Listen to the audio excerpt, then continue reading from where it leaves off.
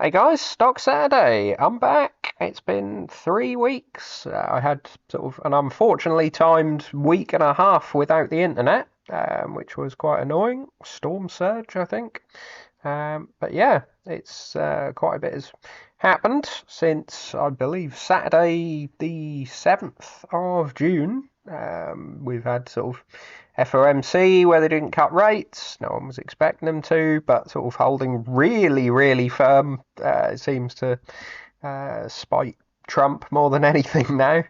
Um, there were sort of cuts last year, and they were saying they were expecting cuts going forward, and now inflation's come right down, and they're sort of forward looking to tariffs, which they weren't forward looking before. So yeah, very odd. And Trump saying that he wants rates to come down to 1%, and he's going to put someone in place to do that because obviously Jerome Powell leaves next May, I believe. So people will start sort of forecasting in rate cuts, I suppose, regardless of what the FOMC say.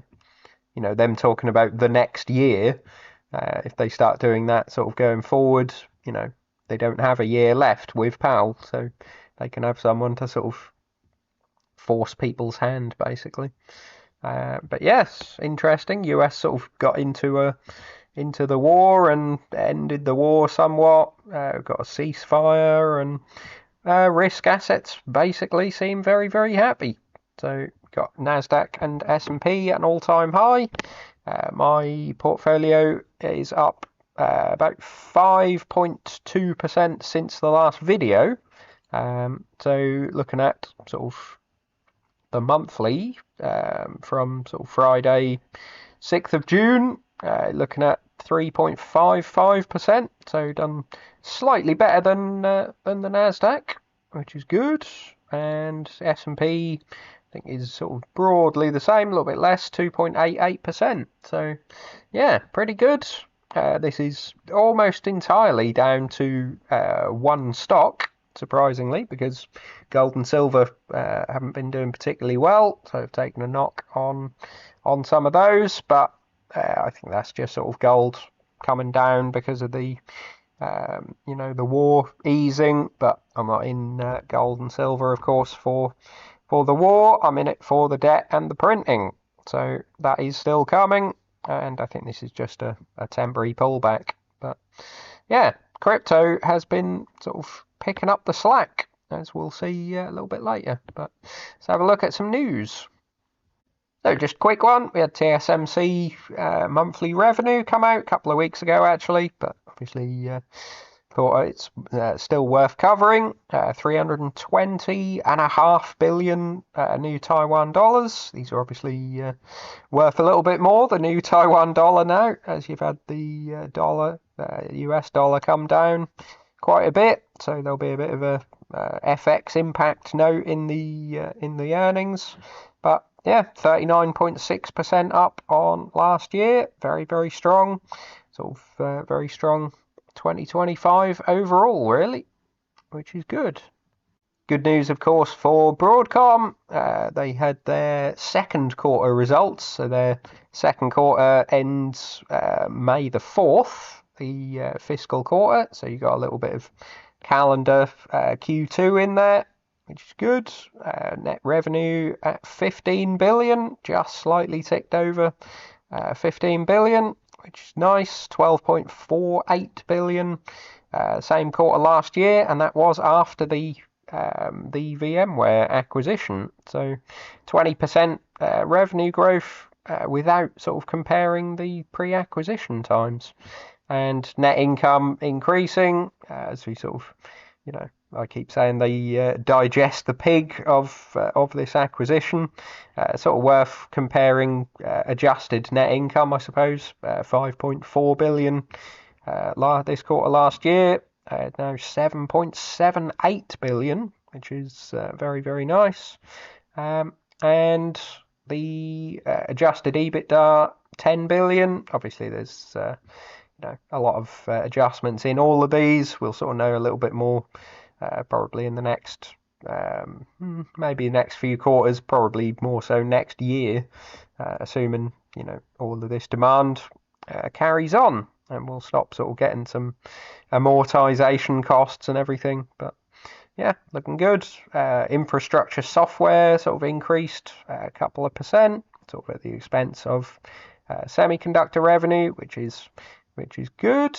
I've heard sort of they are kind of hammering the VMware clients, so they're not sort of particularly happy, changing what were sort of lifetime licenses to subscription models and sort of making it rather expensive. But if it's sort of sticky software and people don't want to go elsewhere, then I don't know, I suppose milking it for all it's worth. And of course, they always like adjusted EBITDA as their sort of favourite metric. They had been saying, I'd sort of noted before, 50 billion of revenue for 2025 and 60% adjusted EBITDA guidance. And yeah, they're looking more like over 60 billion for this year, and 67% adjusted EBITDA. So they've given 15.8 billion revenue for the third quarter in their guidance, and again 66% adjusted EBITDA. So there is higher margin in AI. And yeah, as you noticed, there's still costs related to the acquisition going through. Amortization 1.48 billion. Some amortization of the assets 500 million. So it's still going through, but yeah, that'll be gone sort of in a year or two, and net income can increase, which is good. Looking at the balance sheet, they compare this to 2 quarters ago, as they often seem to. Cash sort of barely moved, goodwill sort of barely moved, intangible assets barely moved. Well, that's come down 4 billion, but still an awful lot. The goodwill, I suppose, will start to get written down as they work through and total up everything they've got from the acquisition. Don't really like to see sort of nearly 100 billion of goodwill. Sort of suggest that they've possibly overpaid for the acquisition, but they see it as very much worth it. And yeah, short-term debt has increased just over 4 billion. Long-term debt reduced by just over 4 billion. So that's just a transfer into short-term debt. That's fine. Total liabilities come down sort of nearly 3 billion. So that's quite good. Yeah, overall, not a lot to see here. Just looks pretty strong guidance, and yeah, they increased the dividend, which I'm not sort of generally too bothered about. Increased that to 59 cents. It's a very, very small dividend now, sort of 1% yield. I was never sort of in it for the dividend, but yeah, I suppose they could grow this if they wanted. Would rather they sort of carry on deleveraging, paying off a bit of the debt if they can. Doesn't look like they have the last couple of quarters, but yeah, hopefully that's to come. So this came out a month or two ago, I believe now, the Silver Survey. I always like to just keep an eye on demand and deficits, what they're thinking. You get sort of some other charts and bits and pieces in here. I did have a bit of a look. Some interesting stuff, but I think this is the main sort of chart or table that we're really interested in for any silver bulls. So you had the final 2024 supply results up ever so slightly, sort of 1.5% up on supply, and total demand was slightly down from last year, or from last sort of couple of years really. That was coin and bar demand sort of down quite a bit. People not wanting to buy quite as much. I believe this is sort of India, lightening off a little bit on silver, but you're getting sort of some reasonable demand in that now. But it's the industrial demand that everyone's really focusing on. Photovoltaics, was sort of 100 million for quite a while, and then obviously 118, 192, 2023, 197, and is forecast to fall ever so slightly, but still providing rather a lot of demand. And so forecasts for this year, 1.03 billion ounces of supply, so a 2% increase again, and total demand forecast a slight fall, 1% fall from last year, but more importantly, total demand is still 118 million deficit, and then you have the sort of financial products making that a little bit more. 70 million investment in exchange traded products, and if you include that, they're saying forecast of 187 million ounce deficit again, which you can see now it's 210, 163, 132, 144, and then an enormous deficit in 2020 with massive investment into exchange traded products. So 3, 4, 5, 6, it'll be 7 years of reasonable deficit, and you've got to wonder how much is above ground that they can keep sort of drawing on. Eventually you start to run short, hopefully, and price can go bananas, because a lot of people do point out like it wouldn't really make that much difference, in an electric vehicle, for example. If you're putting sort of a couple $100 worth of silver, and silver were to double, it's $400. Like, it's not really gonna break the bank. I'm sure other parts in the car could go up far more than that. You get batteries go up sort of $200. That's far more likely than silver. But they're just saying it would have very little effect, and it wouldn't stop the demand. So same with solar panels. Basically, they're using quite a bit more silver in the panels because they've made them. They've found a sort of new way to make them more efficient, but it does use quite a bit more silver. And again, if silver price sort of doubles, the other sort of materials in the panel cost quite a lot more. So it wouldn't really have a huge impact. Basically, it's inelastic demand, as they call it. Price goes up and demand doesn't really alter. So, liking my silver investments going forward. Such as, of course, KGHM had their May results, and they've got 59.5 thousand ounces of copper, down slightly from May last year. 117 tons of silver, down sort of ever so slightly from last year. But looking at the last 5 months, or the first 5 months of the year compared to first 5 months of last year, copper is down ever so slightly, and silver down ever so slightly, but still good numbers, I would say. The other sort of precious metals, they call it total precious metals. It's almost the same as last year, so that's pretty good. And we did get first quarter earnings sort of a few weeks ago now, about 6 weeks ago. Obviously, I was focusing elsewhere, I suppose, but some pretty good numbers in here.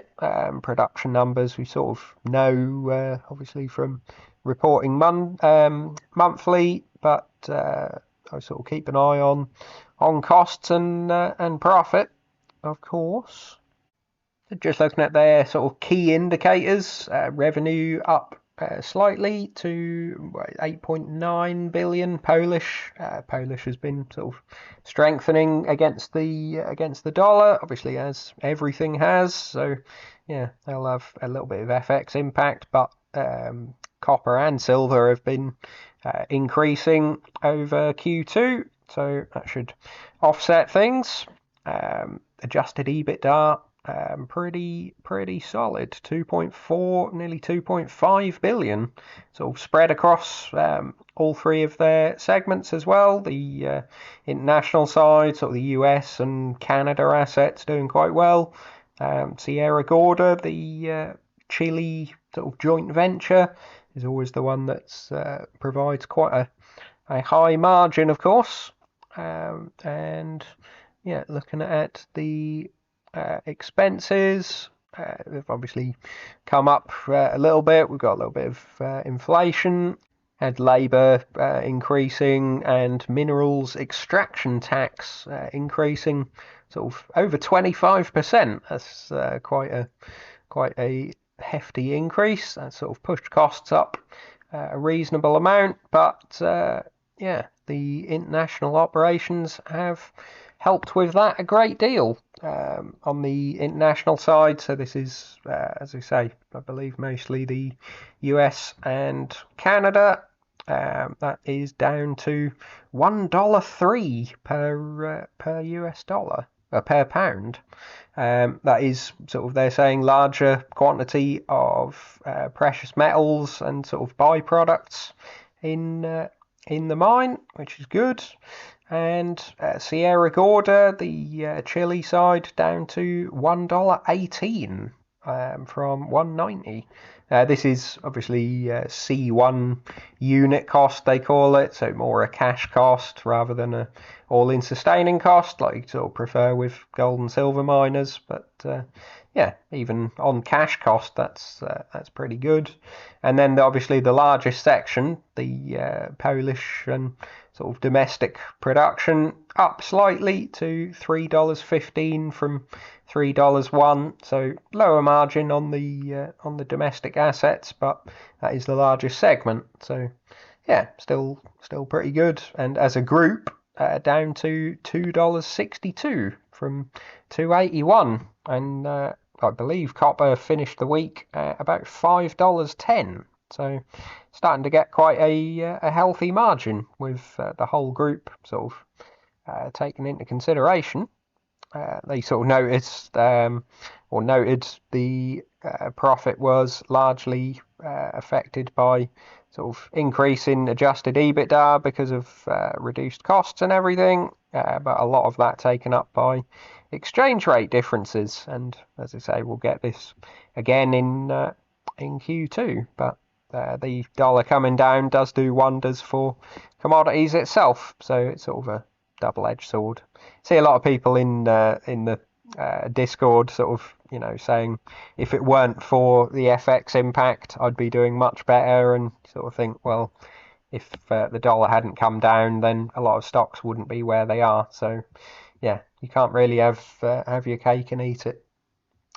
Looking at some of their balance sheet side as well, net debt to adjusted EBITDA has obviously come down more from EBITDA increasing than debt, because they've increased debt ever so slightly. 6 million in USD, so nothing too much there. I suppose even that is affected by exchange rate differences, actually down in Polish. So yeah, a little bit crazy. It does have a large effect on fully international companies that essentially operate in dollars. Yeah, overall, very happy. Still think this is the mix that I want, copper and silver. Want to sort of have a miner in this space. Very difficult to find sort of copper only miners. So yeah, there's always some sort of byproduct. The sort of biggest competitor seems to be out there is obviously Southern Copper, that they do sort of basically the same mix, or you have Freeport McMoran, which is copper and gold, which I always just think are sort of competing with each other, if you like, and will never really be sort of long term going in the same direction. So yeah, prefer copper and silver basically, and yeah, things looking good. So we obviously had quite a lot of financial news the last few weeks. This week has been relatively quiet, really. We sort of had some sort of less important bits and pieces on Monday. Nothing too much Tuesday, nothing too much Wednesday, really. Um, Jobless numbers are starting to inch up in the US. Initial jobless claims sort of lower than expected, but the people you're getting more of the people that are losing jobs are not finding another job because you've got continuous claims increasing and sort of higher than expectations. This was sort of relatively happily at low 1.8 millions sort of not so long ago. So yeah, to be pushing nearly 2 million could start to, have an impact on Jerome Powell.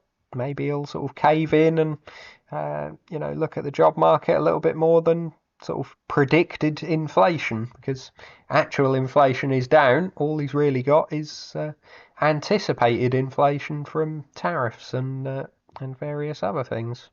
But yeah, well, and I suppose the PCE numbers came out on Friday. This is the one that they all like, and yeah, it wasn't great. It's increased on core PCE to 2.7%. It wasn't expected to. And last month's was revised up from 2.5 to 2.6. So yeah, I'm sure he'll say this is tariffs starting to finally have an effect, and you can't reduce rates when inflation is increasing. They're still saying 2%. They want 2%. A lot of sort of commentators are saying 2% is probably not really the goal for the next few years if they're trying to sort of grow the economy, and it should maybe be 3%. But yeah, if that's increasing, I'm sure they're going to stick stubbornly to that. And GDP now at sort of 2.9%. It is down a little bit from sort of the highs, but this is obviously provisional and skating all around at the moment. But we are nearly at the end of Q2, so it looks like either way we're going to get a relatively strong Q2 after sort of Q1 being affected by tariff imports. So as far as the portfolio goes, obviously still not spending the cash. That's waiting for the mortgage. Hoping to sort of maybe free up some more cash to pay that off. I think I need about 15,000 more. Hopefully that will come from the options account rather than in here. But yeah, we've seen sort of gold and silver take a reasonable knock. Kua mining down to $8.71 now. Obviously, still riding relatively high, compared to sort of a year ago. That likes the silver price, so another sort of push on that. I'm sure it'll be way through the previous highs. And the crypto side starting to have a bit of an effect. CleanSpark at $10.67, but IREN. So CleanSpark don't really have any AI exposure. IREN obviously have quite a large site that they're looking to get an AI deal on, and Core Scientific, it looks like, have been or are in discussions. It could be untrue, but in discussions with CoreWeave about an acquisition. So they tried to acquire them sort of last year, it looks like, and that was rejected, and now they're sort of worth considerably more, and there's talks of an acquisition again. So I think CoreWeave, Core Scientific are up to sort of $15, $16 on the news. There's sort of talks of, them being potentially worth sort of $25, $30, partly because most of these deals seem to be like the CoreWeave would pay for a lot of the capex, and then they would sort of get the revenue from from the data center, but they wouldn't own the data center. So if you then buy Core Scientific instead, then you both get the revenue from the data center once it's running, and you would also own the data center itself. So people saying basically they would be willing to pay more than the current stock price because it's in their interest and they would make savings. So yeah, this sort of seems to be trickling out to a lot of the other stocks that have some sort of AI exposure. So your Riot Platforms, Cipher Digital, and certainly IREN. They've done pretty well. Should note sort of Fresnillo as well. Doesn't seem to be having the knock that the other gold and silver miners do. Sort of hit over 100% this week and has sort of come slightly back, but nothing too much. Equinox sort of is really taking a hit, although they have sort of bad news for themselves. But yeah, the ISA sort of pushing its way up. Interactive Brokers sort of barely moving really. Pan American sort of comes slightly down, and KGHM not really moving. But yes, almost all of the gain on the portfolio has come from this rise in IREN. It's now by far the largest position on the option side. The sort of price to $14 makes an enormous difference. Most of my options are sort of either $20 or $25. I think mostly $20. I do have some $15 actually. So when we were at sort of $7, $8 IREN, even 15 was looking like a little bit of an optimistic target. Now you sort of get up to $14, they're practically in the money. So volatility is high and people expect an awful lot. So those have really, really sort of skyrocketed. Some of the more the ones that I was buying in the lows are up sort of 600-700% now. So yeah, that has really made an enormous difference. If they were to get an actual AI deal sort of announced, then obviously that could just rocket up. But yeah, Coeur Mining sort of come down about $5,000. Equinox down sort of $7 or $8,000, I think, since the last video with gold and silver's knock. Hymax up a couple of thousand, I think. No sort of specific news from them, I don't think. Just sort of the general semiconductor market, and they sort of need some TSMC and Nvidia news about their silicon. What was it? Silicon new technology for the chips. Silicon photonics, wasn't it? Yeah. I mean, they were sort of, this was a £40,000 position, I think, at the highs. Obviously, I did take a little bit off the table, but not enough. And Hive, I had some of my options expire worthless, of course. I had some sort of June, I think it was, June the 20th call options. We obviously haven't gone quite that far that fast on crypto, but yeah, they sort of expired, so that's about £2,000 or £3,000. This hasn't been, it's been in the price for quite a while. It's just I've been sort of showing them as number of shares, but yeah, they've been worth sort of about 50 quid in total for the last couple of months, as sort of nobody believed it was going to go to anywhere near high prices by June.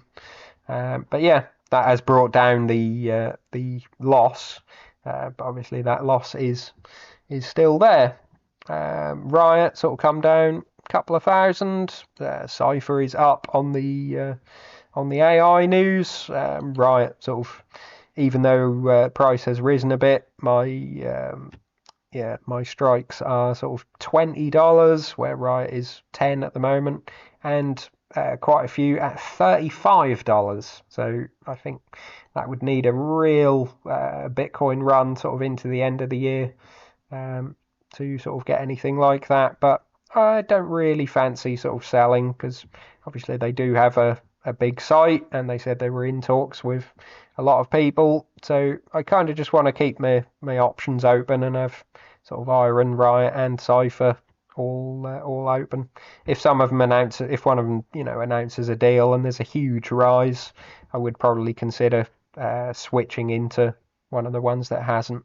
But yeah, we'll see. And the CleanSpark one's underperforming, I suppose, because they are all Bitcoin, and Bitcoin hasn't really sort of gone too far. They're not in the AI side. So yeah, we'll see. Cash come down a little bit. I'm trying not to spend too much of this cash, obviously, because I want that for the mortgage as well. But I did buy a little bit of Hive just because I can't help myself. So yeah, interesting for the last 3 weeks. Leave your thoughts in the comments below. How you guys are doing in this long period with no video, and like and subscribe. See you soon.